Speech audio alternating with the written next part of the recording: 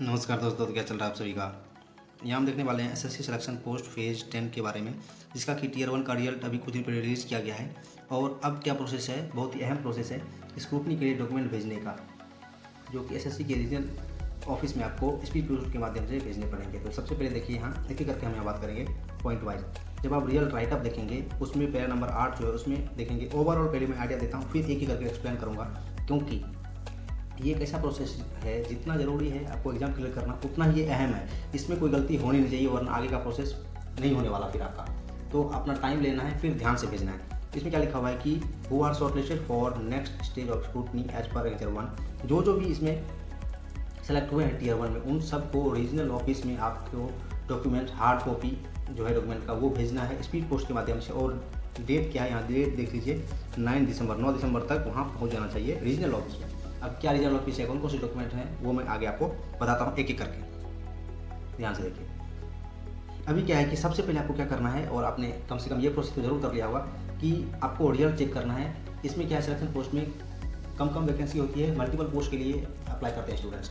तो सारे रिजल्ट आपको चेक करने हैं। अगर आपने मल्टीपल पोस्ट के लिए एग्जाम दिया था कि आप किस किस में क्वालिफाई हुए हैं, अगर एक के लिए था तो कोई बात नहीं, अगर 3 के लिए, 5 के लिए, 10 के लिए, तो सब के लिए आपको चेक करना है, ठीक है। उसके बाद ही आपको डॉक्यूमेंट जो होंगे वो प्रिपेयर करना है कि आपको कौन कौन सा भेजना है, जो कि मैं आगे बताने वाला हूँ। अब यहाँ देखिए, बात आती है रियल चेक करने की। अगर आपने दो यहाँ पॉइंट है, आप खुद भी पढ़ सकते हैं, पैरा नंबर 9 और 10, बहुत ज़रूरी है ये चीज़ है। सबसे ज़्यादा डाउट यहाँ भी होती है, क्योंकि मैं यहाँ सारा डाउट क्लियर करने वाला हूँ, जो भी आप कमेंट में पूछते रहते हैं बार बार।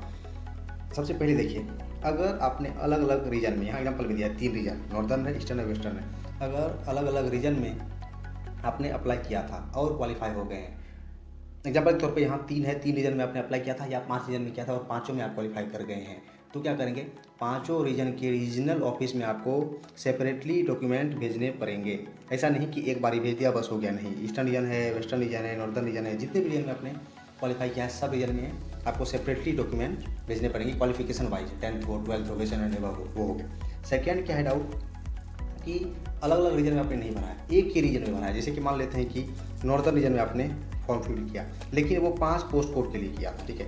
5 में से पाँचों में पास हो गए, या 4 में ही हुए, यानी यहाँ क्या हो गया कि सेम रीजन में मल्टीपल पोस्ट के लिए आप क्वालिफाई हुए हैं। तो क्या करेंगे, यहाँ भी आपको सेपरेटली देखिए, यानी कि सेपरेटली सारे पोस्ट कोड के लिए अलग अलग भेजना। ये नहीं सोचेंगे कि नॉर्दर्न रीजन का ही तो है, कि एक इन्वेस्ट में डाल के भेज देते हैं, तो फिर रिजेक्ट कर देंगे, ठीक है।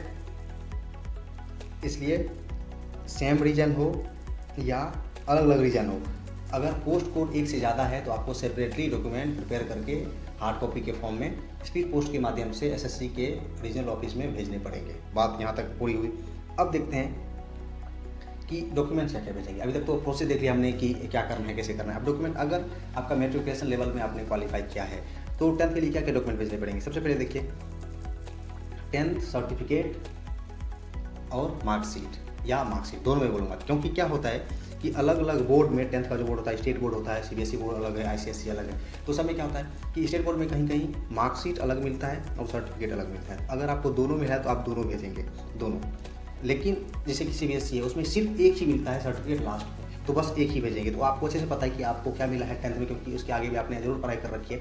तो इसमें उस हिसाब से सर्टिफिकेट आपको भेजना है। ये हो गया सर्टिफिकेट। और 10th में है तो 10th से ऊपर आप नहीं भी भेजेंगे तो कोई दिक्कत नहीं होने वाली, सिर्फ 10th तक भेजेंगे तो चलेगा, क्योंकि ये क्वालिफिकेशन 10th वाला था, मेट्रिकुलेशन के लिए मैं बता रहा हूँ। फिर एप्लीकेशन फॉर्म, भाई ये सबसे ज़्यादा मस्ट है, ये अगर नहीं भेजेंगे तो काम गड़बड़ा जाएगा, ठीक है। अगर ये आपको डाउनलोड करना नहीं आता, या हो सकता है कि फॉर्म फिल करने के समय आपने डाउनलोड ही नहीं किया था, कई सारे नहीं भी करते, क्योंकि सीजीएल सीसीएल में ज़रूरत नहीं पड़ती एप्लीकेशन फॉर्म डाउनलोड करने की, लेकिन इसमें पड़ती है, बहुत ज़रूरी है इसमें, वरना रिएक्ट कर देंगे वो।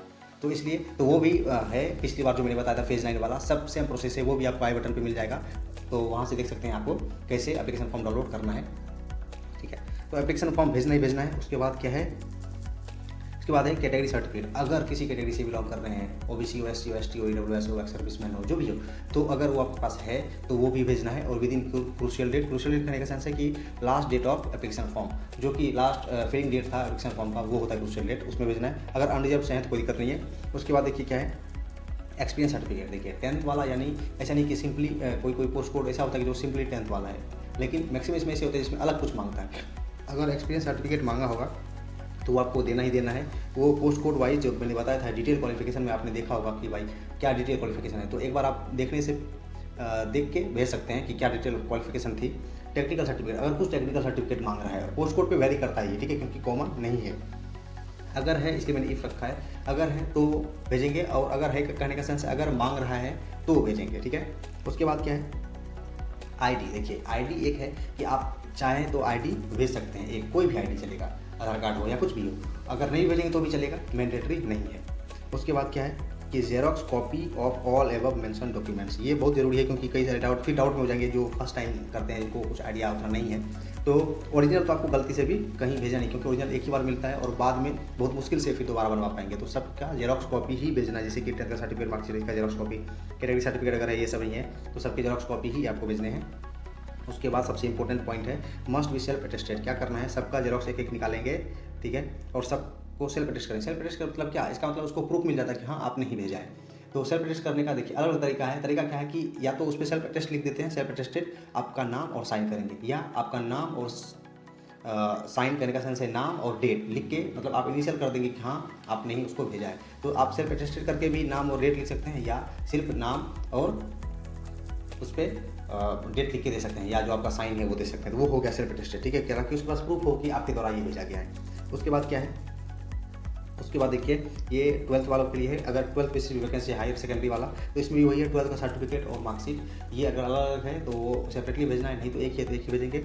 फिर क्योंकि ये 12th वाला है तो साथ साथ में आपको 10th वाला भी भेज देना पड़ेगा। और 10th वाला सर्टिफिकेट जो होता है वो एक तरह से डेट ऑफ बर्थ सर्टिफिकेट भी होता है, क्योंकि यही डेट ऑफ बर्थ आपका आगे तक जाएगा, यानी जितने भी क्वालिफिकेशन होंगे इसी डेट ऑफ बर्थ से रिलेट करते हैं, तो ये भी आपको भेजना है। फिर वही एप्लीकेशन फॉर्म आपको भेजना है। कैटेगरी सर्टिफिकेट है अगर आपका तो भेजना है, एक्सपीरियंस सर्टिफिकेट अगर मांगा गया है तो भेजना है, टेक्निकल सर्टिफिकेट मांगा गया है तो भेजना है, आईडी भेज सकते हैं आप। उसके बाद फिर इसका भी जेरोक्स कॉपी सबका निकालना है, और लास्ट में क्या करना है, सबको सेल्फ अटेस्ट करना है। सेल्फ अटेस्ट करना है, वही साइन और डेट लिखना है वहाँ, और बस ये हो गया 12th लेवल के लिए। आगे देखते हैं हम ग्रेजुएशन एंड एबव लेवल के लिए। Graduation level and above level एक साथ, क्योंकि किसी में MSc MA वाला भी है या ग्रेजुएशन लेवल वाला भी, उसमें भी बस वही करना है। सबसे मैक्सिमम जो वो आपको भेजना है, मैक्सिमम यानी ग्रेजुएशन एंड एबव है। अगर एबव कनेक्शन से MA MSc है तो वो भी आपको भेजना है, नहीं तो सिर्फ डिग्री सर्टिफिकेट है वो भेजना है। और इसमें देखिए कि आप एक बार ये चेक कर लें, आपकी जो पोस्ट कोड है उसकी डिटेल क्वालिफिकेशन फिर से एक बार चेक कर लें कि उसमें क्या मांगा है। जैसे कि चार्जमैन की वैकेंसी आती है अलग, उसमें क्या है कि सेपरेटली ईयर वाइज भी मांगा जाता है, क्योंकि किसी में मांगा जाता है केमिस्ट्री से ऑनर्स हो या मैथमेटिक्स से ऑनर्स हो, उसमें ईयर वाइज मार्कशीट मांगा जाता है, तो वो आप भेज दें। तो इस तरीके से आप देखिए कि क्या क्वालिफिकेशन में है। उसके बाद डिग्री का अगर हो गया, फिर 10th और 12th है सेम।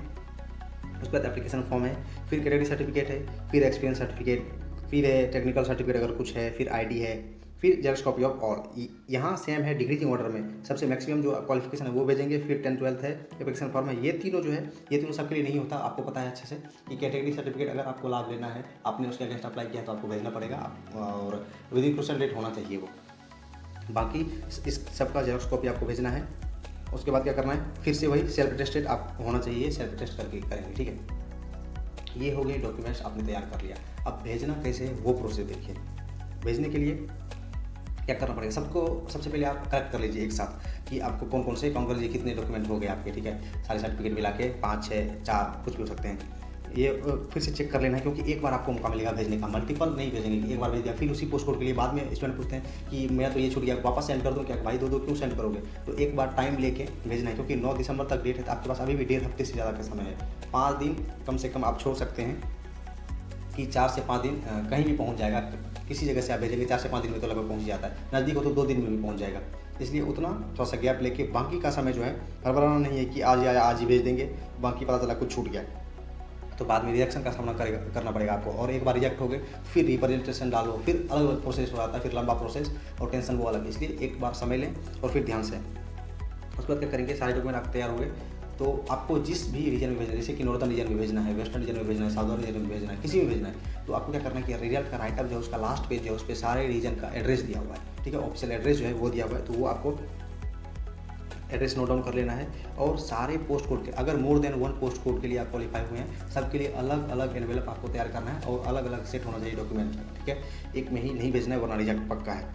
और सिर्फ स्पीड पोस्ट से भेजेंगे। पिछली बार क्या था कि कई ऐसे थे वो बोल रहे थे कि मैंने तो ब्लू डार्ट से करवा दिया या कहीं किसी प्राइवेट कुरियर से करवा दिया, तो क्या होगा क्या, जब उसने लिख रखा है कि वाया स्पीड पोस्ट ओनली, अगर सिर्फ जो लिख रखा है बस वही फॉलो करना है, बाकी अपना कुछ नहीं करना है, नहीं तो फिर आप क्लेम भी नहीं कर सकते कि क्यों भाई रिजेक्ट कर दिया, सीधा सीधा रिजेक्ट ही होने वाला है। तो जितना कहा गया उतना करिए।